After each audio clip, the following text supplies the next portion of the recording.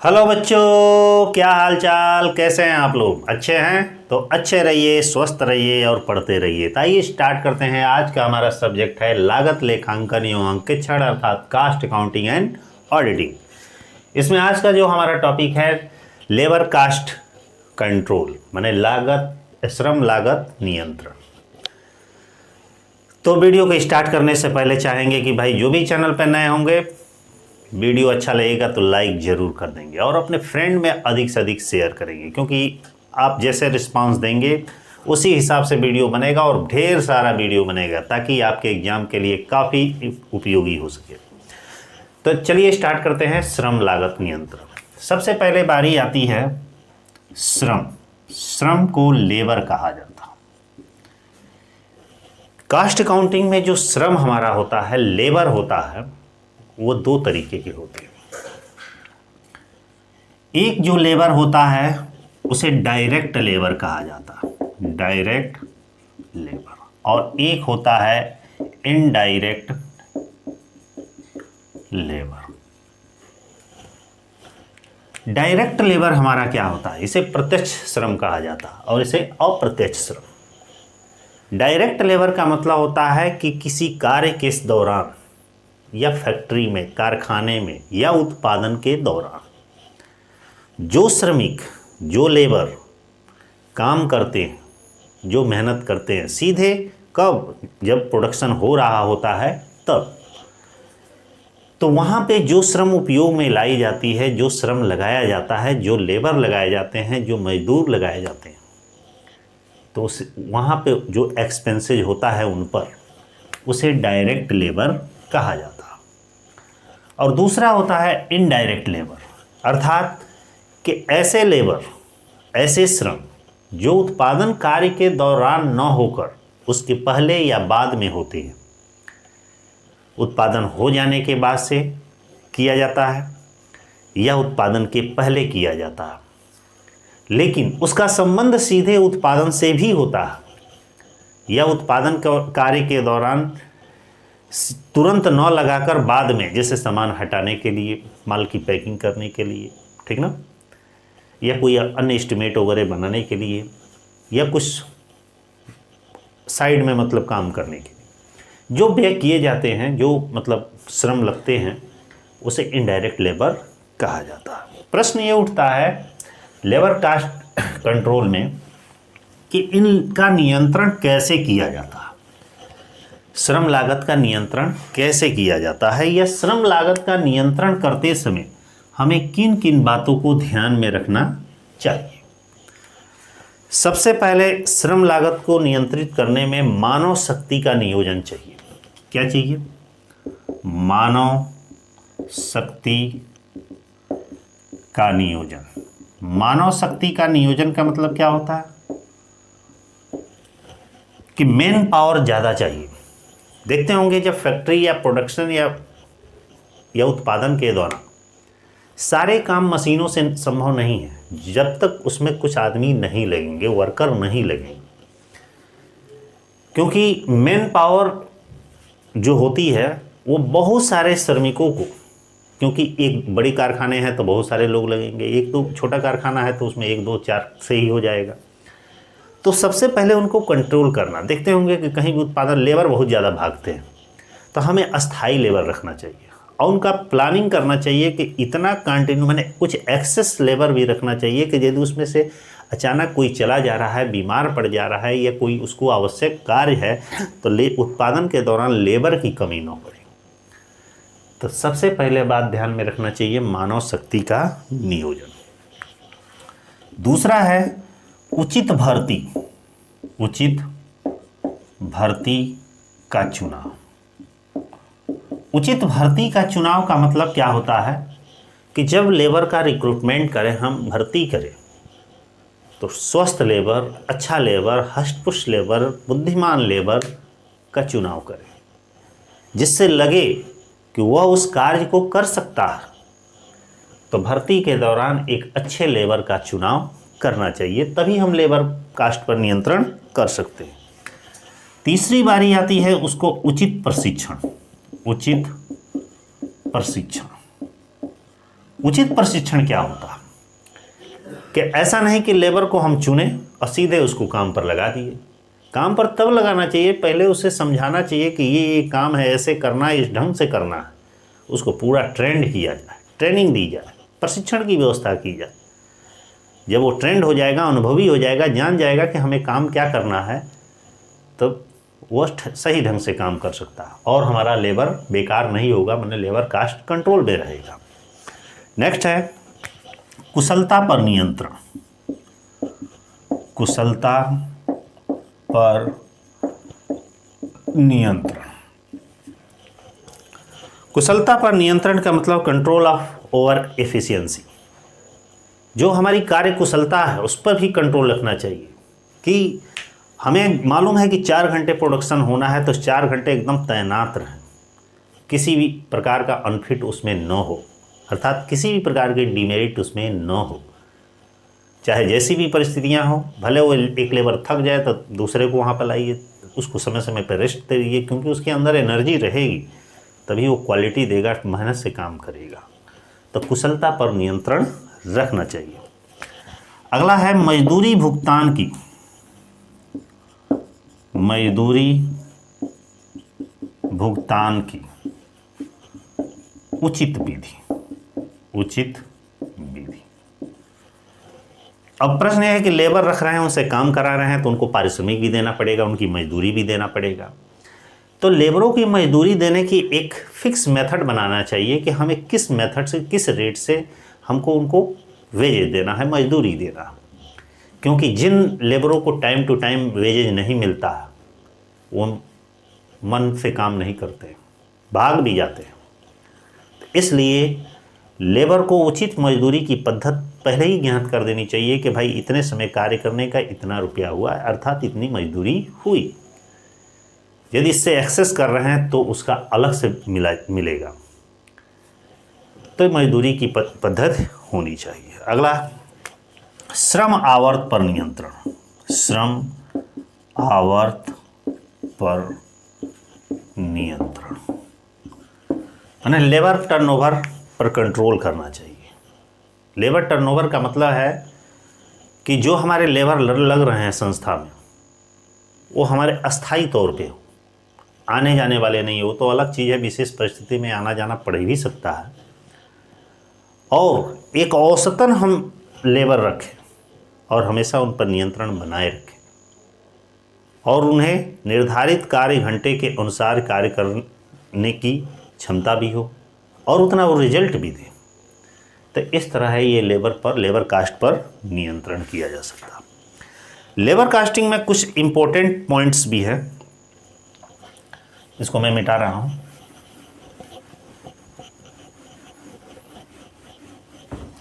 उसको मैं साइड में लिख रहा हूं।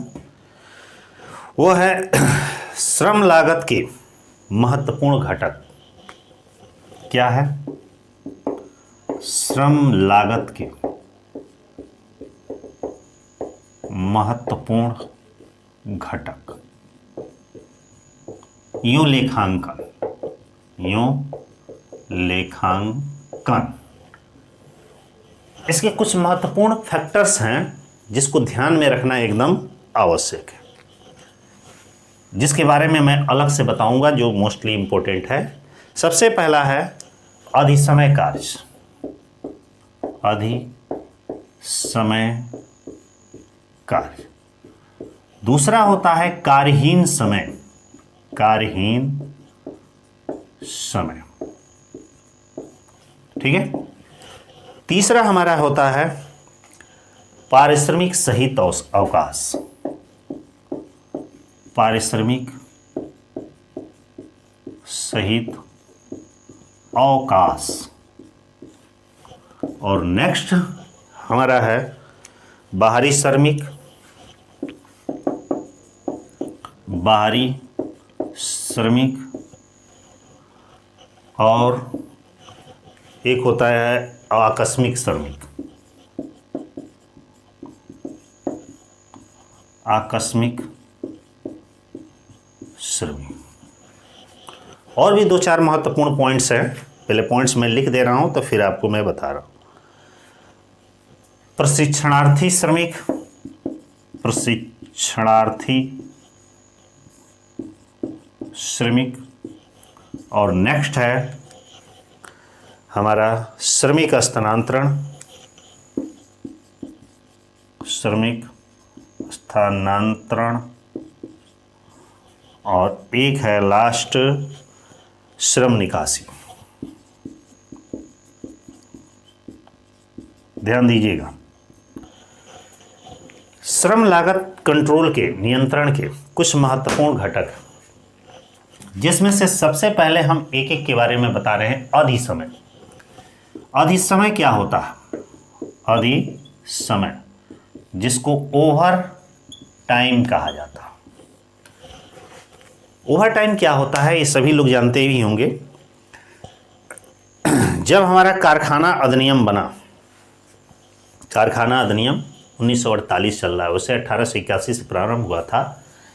कारखाना अधिनियम 1948 के अंतर्गत यह निर्धारित किया गया है कि प्रत्येक व्यक्ति, मतलब एक श्रमिक, एक दिन में निर्धारित 8 घंटा कार्य करेगा। उसका कार्य का समय क्या है? 8 घंटा। जैसे किसी संस्था में कोई भी व्यक्ति कार्य करता है, उसका समय बनाया गया कि वह 10 बजे प्रातः से सायं 5 बजे तक, 5 बजे तक कार्य करेगा। कितना घंटा हुआ? 5, 2 साथ ही हुआ ना, और कम कर दे रहे हैं। 9 बजे से 5 बजे तक कार्य करेगा, 8 घंटा हुआ। लेकिन उस निर्धारित इस 8 घंटे के, 8 घंटा के अतिरिक्त कार्य करता है। क्या करता है? उसके निर्धारित 8 घंटे से अधिक कार्य करता है। तो जो अधिक कार्य करेगा उस समय को क्या कहा जाता है? ओवर टाइम कहा जाता है, माने एक्स्ट्रा टाइम। जब किसी भी श्रमिक को एक कार्य करने का समय निर्धारित कर दिया गया कि इतना 8 घंटा उसे पर डे काम करना है, और 8 घंटे से यदि वो अधिक करता है टाइम, जैसे ही उससे ओवर होता है, चाहे आधा घंटा हो, चाहे 1 घंटा हो, चाहे 2 घंटा हो, चाहे 4 घंटा हो, तो उसे ओवर टाइम कहा जाता है। ओवर टाइम का क्या होता है? इसका पारिश्रमिक अलग से दिया जाता है, वो भी डबल दिया जाता है। क्यों ऐसा? क्योंकि ये माना गया है कि एक मनुष्य सामान्यतः 8 घंटे कार्य कंटिन्यू कर सकता है, लेकिन यदि उससे 8 घंटे से अधिक कार्य कराया जा रहा है तो उसके स्वास्थ्य पर कुप्रभाव पड़ेगा, मतलब बुरा प्रभाव पड़ेगा। तो जब वो अपने स्वास्थ्य पर का समझिए कि उतना कष्ट झेल रहा है, तो उसके बदले में उसको पारिश्रमिक भी तो मिलना चाहिए। पता चले कि मेहनत भी करे, पारिश्रमिक भी न मिले, अब मिले भी तो उतना उचित ना मिले। इसीलिए निर्धारित किया गया है कि कम से कम उसे डबल पारिश्रमिक देना चाहिए। तो ऐसे को क्या कहा जाता है? ओवर टाइम कहा जाता है। अब आगे बढ़ते हैं सेकंड पॉइंट पे। सेकंड है कार्यहीन समय। कार्यहीन समय, आइडियल टाइम इसको कहा जाता है। ये आइडियल टाइम होता क्या? यहाँ समझिएगा ध्यान से। जैसे मान लीजिए कि ये हमारी फैक्ट्री है, ये फैक्ट्री का हमारा गेट। जब कोई कर्मचारी यहाँ से एंट्री करता है, जैसे ही एंट्री कर लिया उसका मीटर स्टार्ट हो जाता। तो इसी गेट से अंदर मशीनों तक जाने के लिए या जहाँ कार्य कर रहा है वहाँ तक जाने में कुछ समय व्यतीत होता है। या ऐसे भी होता है, कार्य के दौरान गया थोड़ा सा, समझ रहे हैं, वो भी हो सकता है। ये भी हो सकता है वहाँ पे बैठ के कुछ चाय वो भी पीने लगा, भाई काम कर रहा है और वो भी कर रहा है, मतलब कि वह 8 घंटे कंटिन्यू कार्य पर तो लगा रहता है। प्रत्यक्ष रूप से दिखता है कि 8 घंटे वो काम पर लगा है, आया है, काम कर रहा है, लेकिन वो कंटिन्यू 8 घंटे काम नहीं करता।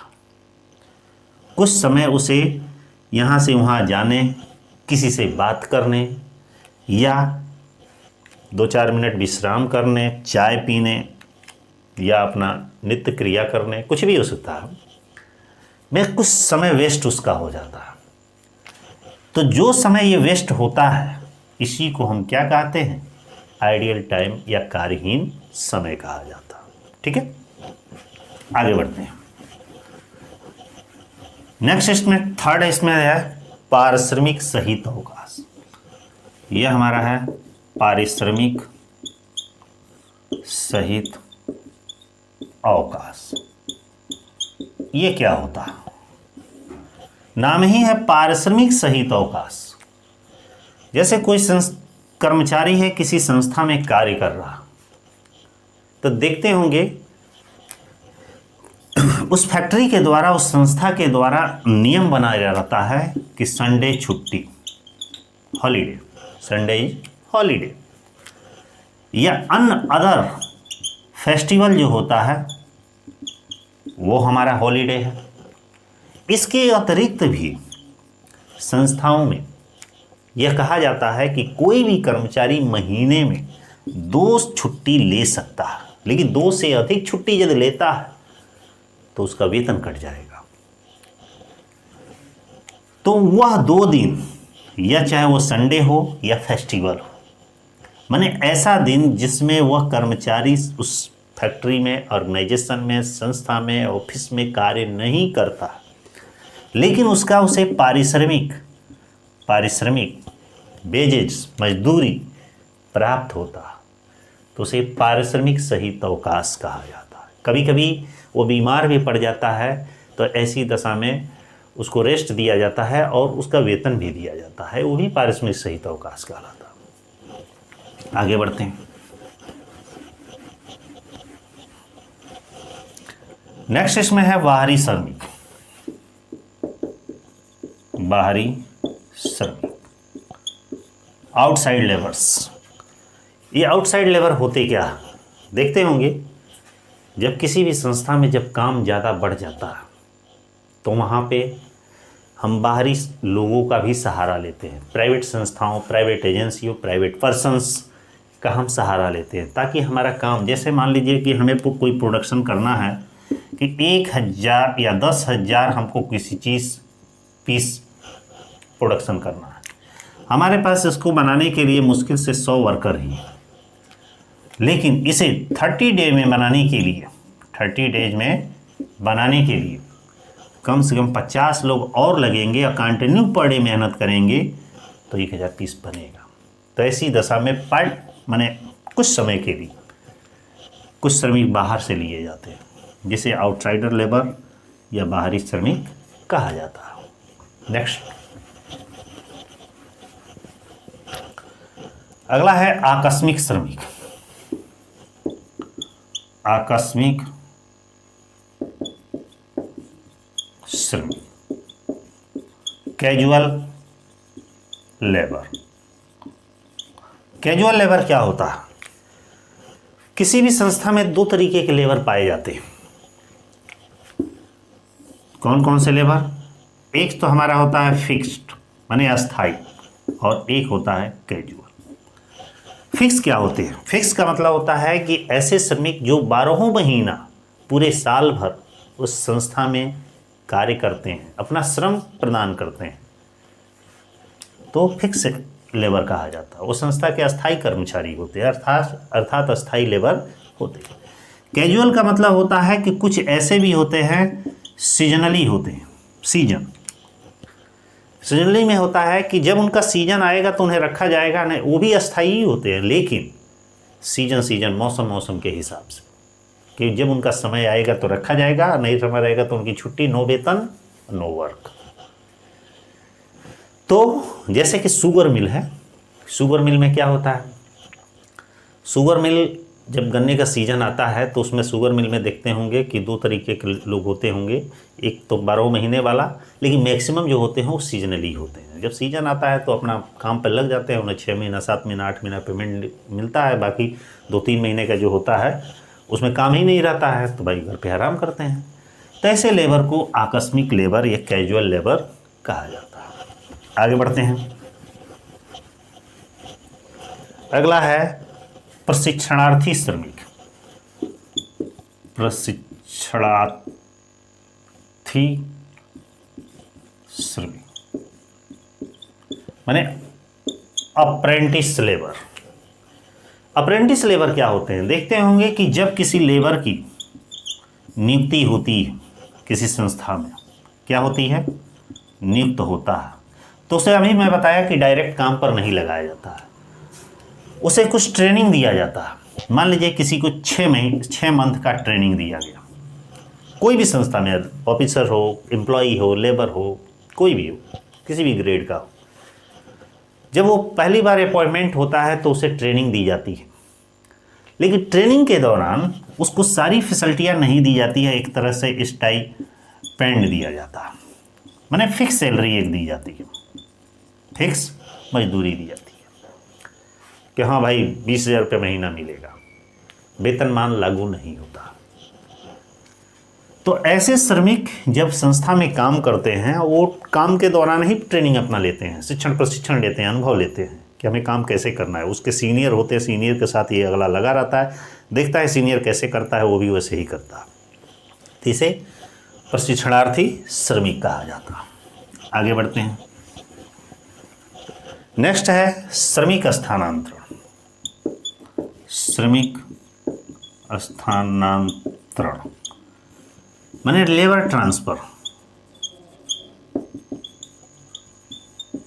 लेबर ट्रांसफर क्या होता है? कभी कभी देखते होंगे कि एक मालिक है, मिल का बड़ा सा मालिक है, 2, 4, 10 फैक्ट्रियाँ उसकी, सारे फैक्ट्री में कुछ वर्कर हैं। कभी ऐसा भी होता है कि एक फैक्ट्री में काम कम होता है, माने काम कम है, उसकी लेबर एक्सेस है, बेकार है, तो क्या करता है? अपने लेबरों को ट्रांसफ़र दूसरे फैक्ट्री में कर देता है, ताकि उनके श्रम का उपयोग उस फैक्ट्री में किया जा सके। वेतन तो देना ही देना है, मजदूरी देना ही देना है, तो इसे लेबर ट्रांसफ़र कहा जाता है। इसी तरह एक होता है श्रम निकासी। श्रम निकासी क्या होता है? श्रम माने लेबर, वर्कर।